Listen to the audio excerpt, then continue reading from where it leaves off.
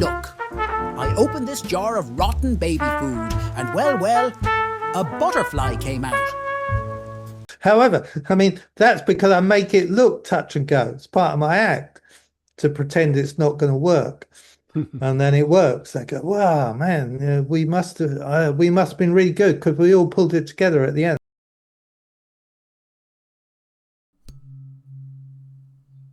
Welcome to the Comedians and Elevators podcast. I've got my guest, Tom Morley. Tom, say hi, introduce yourself, and please Hi, tell us everybody.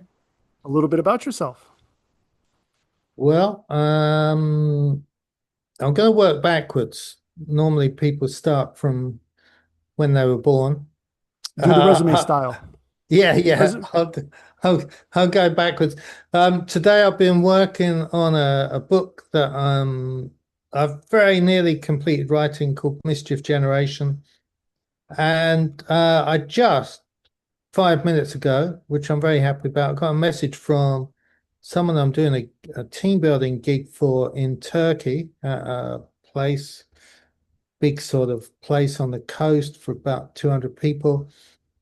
And he saw the book cover. Normally I'm just getting people drumming and stuff. So I've got 200 drums already out there. And he saw the book cover and read my intro and said, we should do this like a TED Talk. So you speak, so I can have slides in the background, like your lovely slide here. And so I've been team building for 25 years. Before that, I had a nervous breakdown. I was in the music business. I was in a group called Scritti Politti. I was the drummer in that band. Before that, I was an art student. And then I grew up on the South Coast. So you're saying that? Are you saying that drummers have breakdowns? Is that the trajectory? I think most people, if you live your life properly in the music business, you're going to have at least one breakdown. Otherwise, there's no point in you being there, is there? You haven't found the art yet. Yeah. Right. Awesome. Well, you ready to get started, Tom? Yeah. Listen, to my regular listeners, I know you don't like when at the beginning of these conversations I ask you to subscribe. None of us like it. I don't like saying it. I don't like it being in here. But it's frustrating. You know what else is frustrating? It's also frustrating when I look in the back end of the YouTube channel and I see that 56% of you that watch frequently haven't yet subscribed. And I know this because I see it in the comment section. You say things like, I didn't know I didn't subscribe. And that's actually what fuels the show. Basically, it's like you're making a donation to the show. So that's why I ask all the time, because it enables us to build and build and build. And we're going for the long term here. Hit the subscribe button and we'll continue to build this show for you. That's my promise. Thank you to all you guys that do subscribe. It means the world to me. All right, so the whole point of the podcast is to compare and contrast the comic versus the comedian. So I define the comic as any person telling funny jokes versus the comedian who's a funny person telling any jokes. So, Tom, would you agree that you start as a comic and evolve into a comedian? I think, I mean, you've got to, I think you've got to start with the purpose. Why would anyone want to be a comic? They might not fit in so well at school, so they learn some jokes, start telling them to be the sort of fun person in the class. The comedian might be a very different person in the class. They might be politically upset, astute, kind of critical of the system, but having no power. So they would make fun of it. So they're more likely to turn into the court jester, the comedian, or say go and work for a political magazine. The comic would probably get on the gig circuit, make people laugh, because psychologically they probably just want to be liked. The comedian doesn't necessarily want to be liked. In some ways they want to be hated, but just liked by a handful of people who get what they're up to. So I think that, and if I may just expand on that, there's a woman called Kate Fox, who's a kind of journalist. She started off as an anthropologist. She studied the English people where I'm speaking from. She wrote a book called Watching the English, and she used all her anthropology skills to look at this and said, the thing about English people, people say we've got a good sense of humor, but it's only because we don't limit the time. If you go to Japan, they'll say you can be funny here, but not there. Other cultures, you can be funny here, but not there. The English, 24/7, 365. We've got no filter. So consequently, we just get lots and lots of practice. So most of us will look for the humor in situations, which you need to, because the weather's so bad here. You've got to find something funny. You know. I tend to agree. So is there another way to look at it? Is that the comic wants to be liked, but the comedian wants to be right? I think the comedian wants to be respected. I don't think they want to be right. I mean, obviously they're right in their own. Well, no, I wouldn't even say right. I think they're just curious. They're saying, let's have a look at this. I mean, which is what that's how the court jester managed to keep their head, because if they'd have said, I'm right, you, the monarch, are wrong, then they wouldn't have lasted very long. But so I think you just got to say, well, there's a thing. Sometimes people say, are you this or are you that? What I'm always on the lookout for, if it's a false dichotomy, I'll go, well, you're presenting me with two options, but actually there's five options here. And so I think the comedian resides in that space, but you have to do it quite easily. That's where the do you know the comedian Stuart Lee? I've heard the name. Yeah, he gets on stage and it seems like he's rambling about something. You think, where's the act? And he says, I can tell jokes, so I just choose not to. And then, of course, everybody laughs. So the joke is that he's not telling the joke. Right. So I think comedians are willing to deconstruct things. Comics want to, start at beginning, middle, end. Here's the beginning, here's the tension in the middle, here's the end, resolution. So it's a different job. It's a really different job. It results in laughter, but in very different ways and for different purposes. How you constructed it. So, Tom, are you ready for the first question? Oh, yeah. Okay. So it's about the role of persona in comedy. So how much of the comedian's voice is a character versus the real self? Well, that's the thing. I've got a mate who does two characters. Well, one of them, he's actually a very good yoga teacher, but he pretends to be a builder. He has a hard hat, and you think this guy's not going to be able to do anything.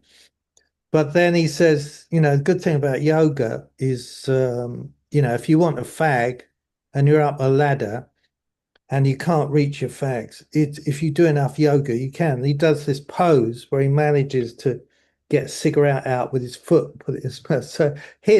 So he's completely character, but of course you buy into the character. It's, suspension of disbelief. So you buy into the character and you enjoy it. You think, what's he going to do next, this yoga builder? And then you get other people, like I've already mentioned, Stuart Lee, who is more himself on stage. And I mean, a lot of stand-up comedians, like when I've done some stand-up comedy, but I used to have much longer hair. It's locks, big locks. And I'd just go on and I'd say, hello, my name's Tom. Is anyone else having a bad hair day? And they would laugh because especially in the corporate world where I do corporate team building, they'd laugh because they'd know that I knew what they were thinking. So they were judging me straight away. Or sometimes I'd go, I'd kind of slouch on stage, knowing I could bring it all out the bag. I'd slouch on stage and go, hello, my name's Tom. I don't take drugs, actually, because I'd know that they were all assuming that I'm a drug taker. So most stand-up comedians, you'll know this yourself, but for the sake of your podcast, we're just, doing the basics. most stand-up comedians will refer to something about themselves as soon as they hit the stage. If they're very, very tall, they'll go, "Hi, can you see me all right at the back?" Or if they, same if they're really huge, they'll go, "Can you see me?" Because whatever the judgment is, you name it. So, a comic doesn't do that. Comic goes on and says, "I went to the doctor, I said, 'Doctor, I feel like a pair of curtains.' And the doctor said, 'Well, pull yourself together.'" So it doesn't matter what their judgment is about you. You just get on. And a lot of comedians say they do that because they're so desperate to get the next success, the next dopamine hit, whatever they get from it, the next like, they're confident, they want to grow in confidence. So they just hammer these jokes out.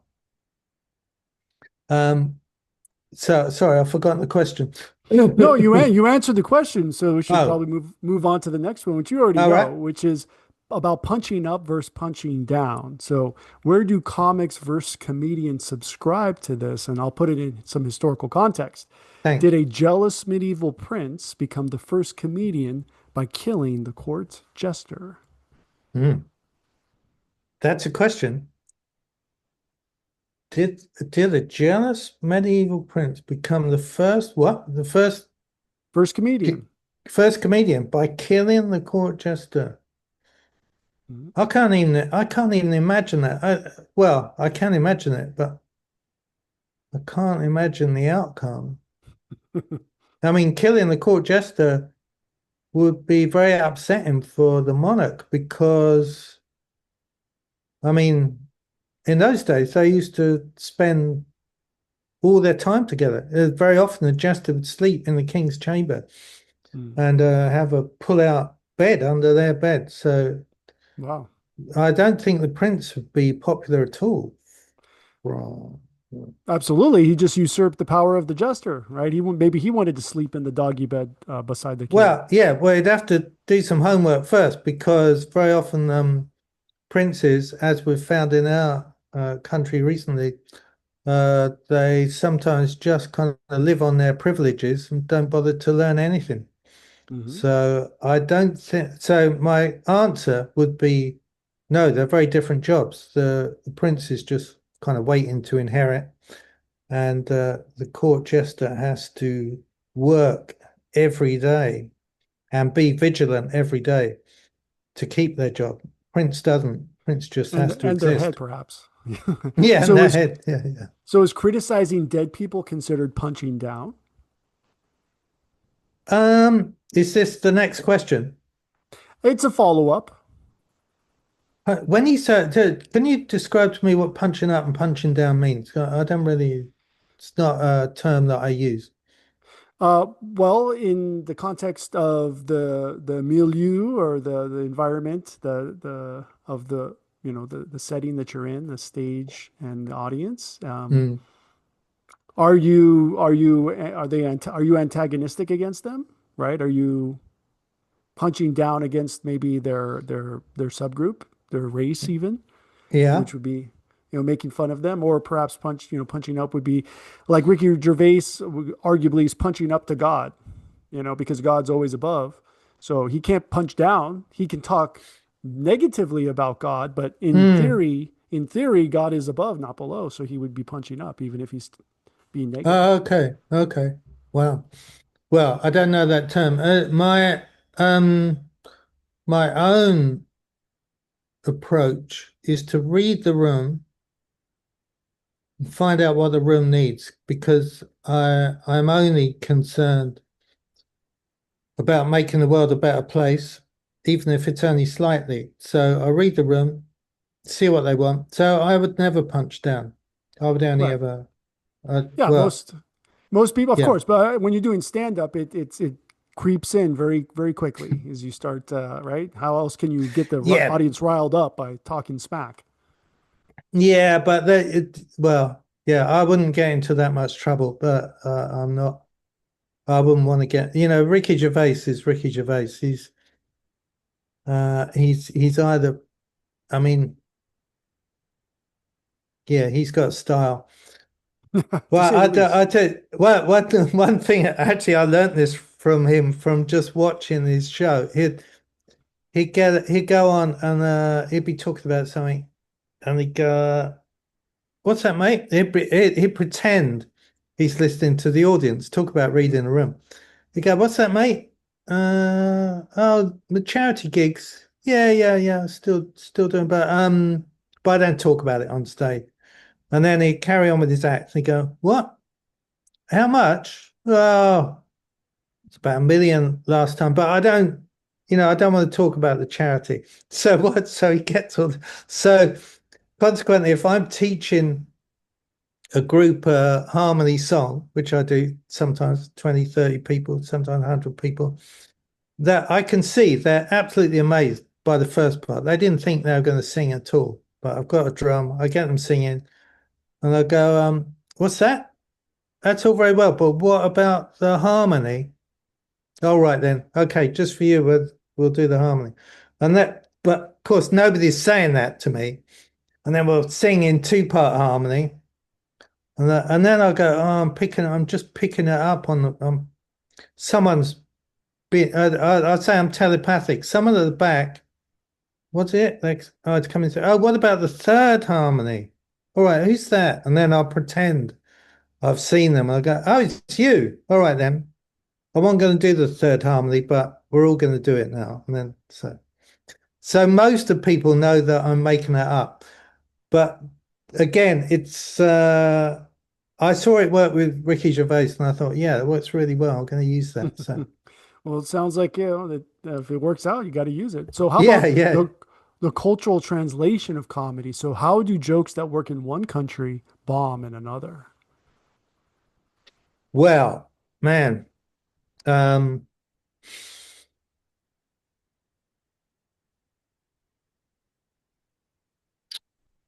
I'd say my anyone else having a bad hair day has worked in Moscow, has worked in California, has worked in Istanbul. As long as people have a bit of English, Hmm. then they get it.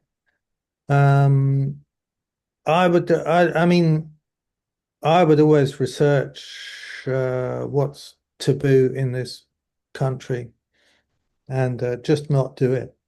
I couldn't give you examples of other people. I'm sure it happens, but you just got to. I mean, it's your job. If you're a comedian, especially, or if you're a comic, it's your job to research that sort of stuff. If you don't, then you deserve to die on stage. Many, many deaths by many. So how does the silence when your joke doesn't land hurt? Physically, emotionally, morally, or spiritually? Well, I think all of those. Um, but the amazing thing is, and I think it's the great thing of dying on stage as a comedian. All spiritual practices somewhere in their story, and generally it's an important part of the story, is you die to be reborn. And many people go through life without really experiencing that. Some people experience it in a terrible divorce. Some people, when a pet dies, you have to feel this terrible loss and being out of control. And the great thing about that, if your pet dies or you get divorced, it takes months to sort of recover. If you die on stage, you have to recover in the next 5 seconds. And then you discover, oh, actually, life goes on. And then they might laugh at the next thing. I've died um, and not recovered.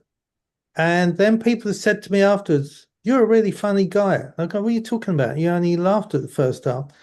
They go, "Oh, is that right? Oh no, you were good in the second half." It's so cute. And Yeah, then you definitely. they invite me to a party or something, and then I'm the hero of the party. But man, when it's happening, I remember thinking the first time I just thought, well, the ground should just open up. I should fall into a fiery pit and I thoroughly deserve it. That is the way to go. But no, they'll want to buy you a drink afterwards and go, yeah, yeah, no, you're great, man. You should go back on. So you could die and be resurrected once more, right? Yeah, immediately. That Yeah. it's the speed of the resurrection that I think Mm. is a great privilege. Mm. That very few people get to. I mean, it's like I once went on an enlightenment intensive workshop, not knowing I was going, but I went with a friend, and they spent a whole week going through that. You know, you get through it, as I say, you have to do it in 5 seconds on stage. Yep, that's for sure. So speaking of advertising and self-promotions, very important question. Who advertises themselves more, the comic, the comedian, or the magician? Hmm. Well, I haven't done the research on that. Who? You know that place where you're not conscious and you're not sleeping either? That's your power bill to the electric company. Right here. I want us to be here with free energy, where the Wardenclyffe Tower meets the Eiffel Tower. But that's not where we are. We are here, where you've got the utility and you've got residential solar. Between these two, we know which one saves you money. This is where we can go in the meantime. But this is where I want us to be now, and this can be done now. So let me deputize you to represent DOSE, Department of Solar Efficiency, and let's get on the podcast and get the message out today. See you soon. Well, there's different agencies, aren't there? I would say the comedian is more likely to get a kind of long-term agent because if you're a comedian, you can be the MC at a conference, you can you can MC a lot of things. Right. So you could get on the books of a number of bureaus, speaker bureaus. So that would be quite a lot of advertising. Comic, I have no idea how comics get gigs. I suppose they get an agent. And what's the third one? Magician. Oh, magicians.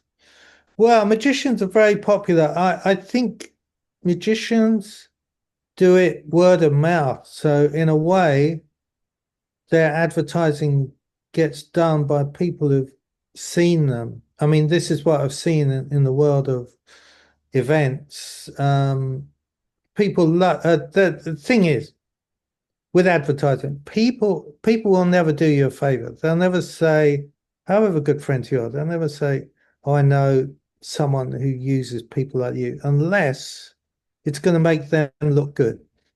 So if they see someone, a friend of theirs, or an event book or something that's in trouble, so if they know I'm a drummer, right? So if they go, "Oh, I know, what's your conference called?" It's called Changing Rhythms. Like, "Oh, I know someone who can help you," because then it makes them look good. I'm not saying this in a mean way, but that's how most people will operate. It's what Seth Godin said. Do you know the speaker Seth Godin? He says do something remarkable, which means he doesn't say awesome, fantabulous. Just do something remarkable that people will make a remark on, and they'll make a remark on it to kind of enrich the conversation, and also it'd be good for them because if they recommend me and I'm really good, then it reflects back on them. And I think if people see a magician, then they're pretty confident they're going to do that trick again in front of their friend's audience. It's not like, oh, he was having a particularly good day or she was having a particularly good time on stage. Whereas with me, they think he got away with it this time, but man, that was touch and go. Yeah. don't know if I'd recommend him on. However, I mean, that's because I make it look touch and go. It's part of my act to pretend it's not going to work. And then it works. I go, wow, man, we must have been really good because we all pulled it together at the end. Actually, I'll tell you why we pulled it together in the end. That's part of the act. It gave me a lot of value. But Yeah, whereas, that's comedy gold to do it like that. yeah, sure. All right. So, Tom, are you ready to enter the multiverse? Yes. Can you give me a bit more context on that question? Well, it's you have to just be ready. You have to have the confidence to enter the multiverse. It's a yes or no. Oh, well, yeah. All right. Okay, so you have to choose an avatar. So board game Zoomcast, play versus performance. So remember, choose an avatar. If comedy were a board game Zoomcast, are you competing as the colorist avatar, adding tone, mood, and shading, or the Foley artist avatar, building punchlines with soundscapes and timing? Can you give me the first one again? Sorry. The colorist. Colorist. Yes. Mm, Or the I'm not Foley a ga artist. I'm not a gamer at all, but I do a lot of AI work. I create a lot of things in AI. So I would say the I'd be the most kind of animated, kind of dodging between different styles, between pop art, you know, pointillism, disappearing into surreality, and Mm, so I live in the multiverse. I mean, half my day is spent making AI videos and songs, and awesome. Sounds like pointillism, polka dots is your style then, yeah, Tom. yeah. Well, if you go from pointillism to Liechtenstein type graduated tints, you can do all sorts of stuff. People say AI can only copy what's gone before. It's absolute nonsense because you get a chance to, mix all these different things that have never been mixed. And you can do it in a few seconds rather than say, I'm going to spend a year researching that. I've already done my research Right. years and It's years and very years. Van Gogh.